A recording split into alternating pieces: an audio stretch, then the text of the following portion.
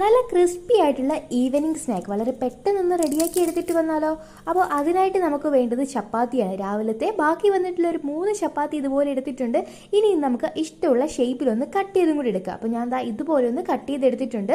ഇനി നമുക്ക് നന്നായിട്ട് ചൂടായിട്ടുള്ള എണ്ണയിൽ ഇതുപോലെ ഇട്ട് കൊടുത്തിട്ട് നന്നായിട്ടൊന്ന് പൊരിച്ചു കോരി എടുക്കണം. നല്ല ക്രിസ്പി ആവുന്ന നല്ലൊരു ഗോൾഡൻ ബ്രൗൺ കളർ ആകുന്ന സമയത്ത് ഇതുപോലെ എണ്ണയിൽ നിന്നും കോരിയെടുക്കാവുന്നതാണ് കേട്ടോ. അപ്പോൾ സംഭവം ഇത്രയേ ഉള്ളൂ, പരിപാടി കഴിഞ്ഞിട്ടുണ്ട്.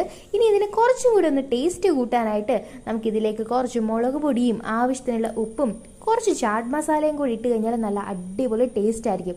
ഇനി എല്ലാം കൂടെ നന്നായിട്ടൊന്ന് മിക്സ് ചെയ്തെടുത്തു കഴിഞ്ഞാൽ നല്ല ക്രിസ്പി ആയിട്ടുള്ള നമ്മുടെ ടേസ്റ്റി ആയിട്ടുള്ള ഈവനിങ് സ്നാക്ക് ഇവിടെ റെഡി ആയിട്ടുണ്ട്. അപ്പോൾ എല്ലാവരും ഒന്ന് ട്രൈ ചെയ്ത് നോക്കുക. ഇന്നത്തെ വീഡിയോ ഇഷ്ടമായാൽ മറക്കാതെ ലൈക്ക് ചെയ്തേക്കുക.